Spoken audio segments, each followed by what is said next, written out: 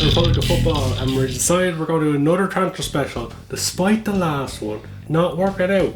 Yeah, kind of everything we said didn't come true, or fell through, or just didn't happen. We didn't just make it up. Like, the proper news sources were reporting all those stories. Yeah. But not one of them happened. I think that goes to show how ridiculous sometimes the January transfer window is. Sometimes there's deals that are, on the verge of being signed, and then they never happen. Again, this week there's been even more, so we decided we'd do another transfer special. Yeah. And that's where we are right now. There has been some good transfer activity since we last did the show. The biggest one that comes to mind for me is Jose Fonte moving to West Ham. Yeah. Which is a great move for West Ham. It's a strange one for Fonte. Yeah, when he made such a big fuss about leaving Southampton, you thought he would go on to bigger and better, or maybe he had some kind of inkling that one of the top 4 teams or something was going to come in for him. Well, it's a very strange one because Southampton are high up the table, and they're in the Capital One Cup or the League Cup final now. EFL Cup. The EFL Cup. They're in a final now. Yeah. West Ham didn't even get close to it. Yeah. So there's a chance Southampton are going to have European football next year now. But really, realistically, the way Fonte went on about wanting to leave, he wasn't going to get to play for the club again. Yeah. He really kind of made a rod for his own back there. It's a strange one. As I said, perhaps he thought one of the big teams was going to come in for him, and it just didn't happen. So he knew he had to leave. West Ham were the next team to come in, so he took it. With Fonte gone, Southampton, they need Virgil van Dijk to step up and fill the boots, keep the defence solid, and he goes and gets injured and he's out for a few months. It happens all the time, that, doesn't it? I mean, now one of the best defensive pairings in the league's been split up, and Southampton have to rely on their backups.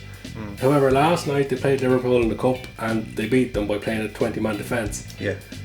Is that going to work for them in the league, or are they doomed? Well, see, that's the thing. I mean, if you watch Liverpool a lot, you get that seems to be just the standard tactic against Liverpool is play a 10-man defence and hope to hit them on the break at the end of the game in particular, which in fairness to Southampton, that's what they did to perfection yesterday. Well, but it's the kind of football that is slowly taking the Premier League's reputation down the toilet, because you don't see that in other leagues. Well, it's working against Liverpool, so every team's going to try it apart from the big teams. True. Liverpool's next game is Chelsea. I can't see Chelsea just sitting back, but you never know, they might sit back and try to hit Liverpool on the counter because of the pace they have in Willian and Hazard. Arsenal play them soon, Spurs play them soon. They don't sit back. So they're the sort of games Liverpool will pick up points in because teams don't sit back. But then when they face Hull in a few weeks, similar to Swansea, similar position, new manager and all that, wanting to impress, they're just going to sit everyone behind the ball. We know that before that bad even happens. So that could be a game where Liverpool drop points. Could be though, but just getting back to Southampton, I think really before the transfer window shuts on Tuesday, they need to get out and buy a central defender now. They could do. The new lad Jack Stevens stepped up for them in the Cup, but whether you can judge him on that game or not is another question, because there were so many other defenders around him. Early in the transfer window, there was speculation that they wanted to sign Mamadou Sakho from Liverpool, but Liverpool wouldn't do the deal at the price that, or they wanted a loan deal, but Liverpool wanted to sell him. It'd be interesting to see if they do bring anybody in with the money they got for Fonte. Another interesting deal this week has been Lazar Markovic has joined Hull.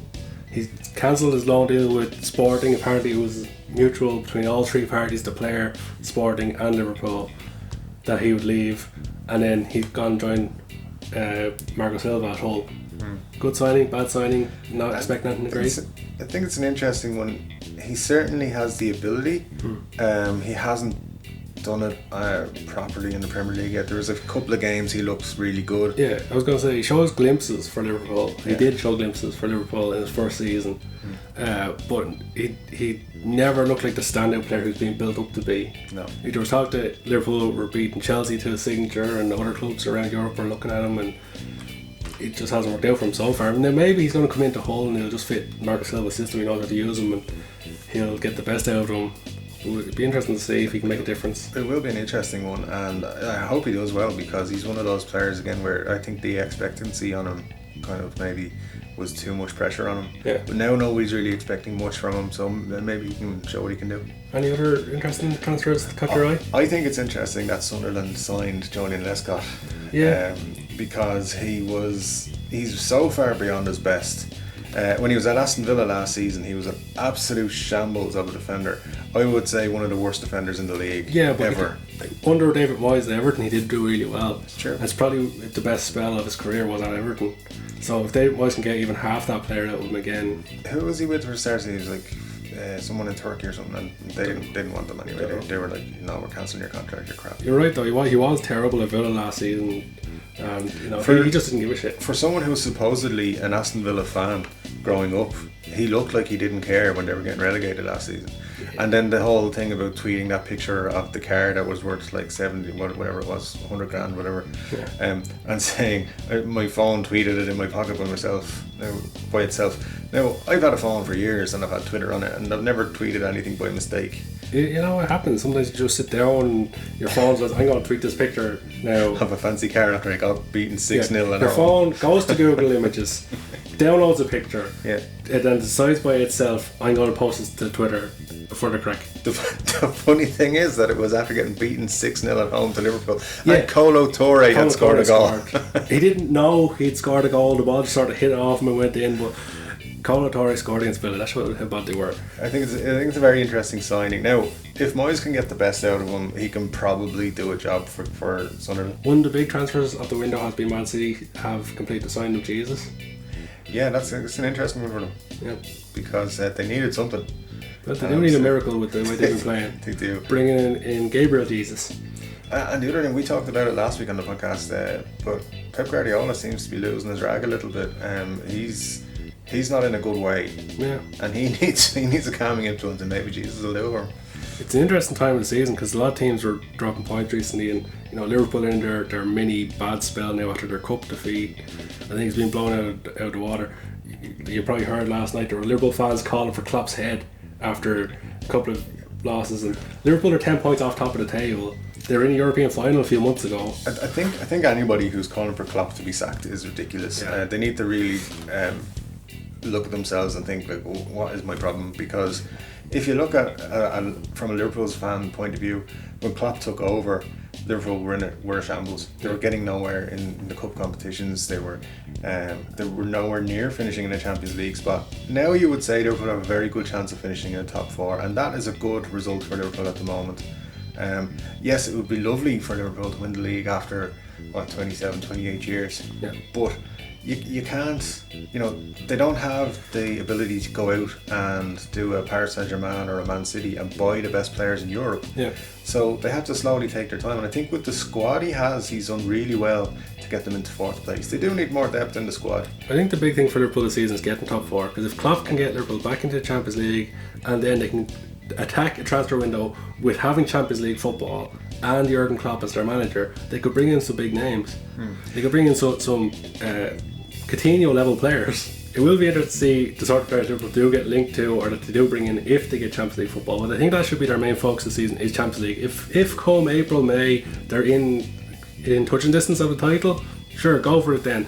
But focus on getting top four. That's your priority this season. If you can challenge in the FA Cup as well, fantastic. Yeah. Champions League has to be priority. I agree. It'd be such a huge thing for Liverpool to get into the Champions League and to get into the automatic group stages position, not to finish fourth but to finish third or second. If first happens, that'll be amazing for Liverpool this year. But for getting Champions League with all the financial aspects of that, the fact that you're in the top competition that the top players all want to play in, and you're Liverpool and you've got Klopp, you've got a very good chance of signing one of the best players. They're in top four at the minute. They're 10 points or something off the top of the table, and they lose a couple of games and all of a sudden fans are on the backs of Klopp, and they're calling for his head. Like, if you're calling for Klopp's head after a couple of losses, you're not a fan, you're a disgrace. Well, again, it's not the majority of Liverpool fans. It's a couple of idiots, really. It's a few dopes. Yeah. They see a bad result, they see, you lost to Swansea, you're the worst manager ever. You look at United and they've been sitting sixth all season, but they haven't been calling for Mourinho's head. Yeah, and for example, say Chelsea have some tough games coming up, right? They're going to Liverpool, they've Arsenal coming up. If they were to get knocked out of the cup, they'd lose to Arsenal, lose to Liverpool. Do you think Chelsea fans are going to turn around and scream for Conte's head? I'm probably because they're Chelsea fans. Yeah. But at the same time, like, no, realistically, they're not going to. No. It's just, I think this was just some guy who wanted a bit of attention off the radio. You can see the frustration in some Liverpool fans, though, that there has been very little transfer activity from Liverpool. Yeah. So, but traditionally they are quiet in January. Apart from when they brought in Luis Suarez and Andy Carroll. Yeah. One was good, one was Andy Carroll. You can see why they'd be hesitant now after spending 30-something million on Andy Carroll in the January transfer. They're like, no, we're never doing that again. It shows how crazy the transfer window can get. Like, it'll be interesting to see if they do any business. Is there any other transfers that caught your eye? Do you remember Dick Advocat? Yes. Well, he's manager of Fenerbahce now, right? Okay. And apparently he's going all out to sign Charlie Adam from Stoke before the close of the transfer window. Now, there are some media outlets reporting that this is like Charlie Adam signing for Barcelona or Real Madrid. It's not quite that. But it's why? I don't know. Apparently, in his time as in England at Sunderland and Chelsea, he. Oh yeah, because with Chelsea, in his time with Sunderland. You mean? Yeah, that's what I meant. Yeah. In his time with Sunderland, he must have. Well, he didn't exactly make the best signings or put together a good team. Sunderland were destined to go down last season under Dick Advocat. Yeah, but apparently he likes Charlie Adam and he wants to bring him to Turkey to I don't know, play football or something. Maybe it's something else, but that's... The strange one today is that Chelsea have had a bid rejected for Craig Gordon, the Celtic goalkeeper, former Sunderland goalkeeper. Yeah. It's a weird one. Well, apparently they're trying to sell Begovic, yeah. And that's interesting because all he does is sit on the bench, so why are you selling him anyway? Begovic went from being a number one keeper, arguably one of the best keepers in the league, yeah. to sitting on Chelsea's bench every week. Yeah. And he did get some game time while Courtois was out. But he looked a weakness, he looked a target when he came in. Because he's sitting on the bench, he's not sharp. Stoke could do with him now because the keepers they have had while Butland's been out haven't done the job. Absolutely, but the thing is, if Chelsea do sell Begovic and they bring in Craig Gordon, you got to look at it from Craig Gordon's point of view. He's up at Celtic there. They're winning trophies this season. They're likely to win the league again. Yeah. They've already won the League Cup. They'll probably win the actual cup as well. Why would you give up the chance to win trophies like that to sit on the bench for Chelsea? Now, okay, Chelsea strong favourites at the moment to win the Premier League. But is he going to play enough games to get a medal if they do? I don't know. Probably not. But another interesting one was Leicester have had a bid turned down for Gaston Ramirez at Middlesbrough. Yeah. Gaston Ramirez, he's a decent player. He's not as good as he was touted when he first came into the league. That he was Luis Suarez's mate and he was going to be phenomenal and scoring free kicks all the time. Basically what Dimitri Payet did last season that you were expecting from Ramirez when he came into the league. But now he's bouncing around every club. He signed for Middlesbrough in the summer. He's now apparently putting in a transfer request and he wants this move to happen to Leicester. Yeah, which is another strange one. If I was a professional footballer in the Premier League right now, I don't think I would want to move to Leicester, to be honest. There's no real standout signing that makes you go, wow, that's going to change their season. Maybe Fonte at West Ham, he's a good defensive reinforcement. Him alongside Winston Reid could be a good partnership. Yeah, and I don't think none of us really know much about this Jesus fella that Man City signed, so he could turn out to be a great player for them. I can't see him being a game changer though. No, not really. He's not going to win City the league. He's not going to get back in that title race. No, to be honest with you, if he was all that good, if he was that great a player, we'd all know about him. So there's a lot of people who've never heard of him before when he signed for Man City, and they had to look up, the old Google, and see who he is. And at the end of the day, I still think there's going to be a deal. There's usually some buzz around, on transfer deadline day. There's usually some sort of deals go through. I expect at some point there will be a big deal in this transfer window by one of the top 4 teams. It's certainly got me interested to keep an eye on the last few remaining days of the transfer window, see if it has any impact on the top 6.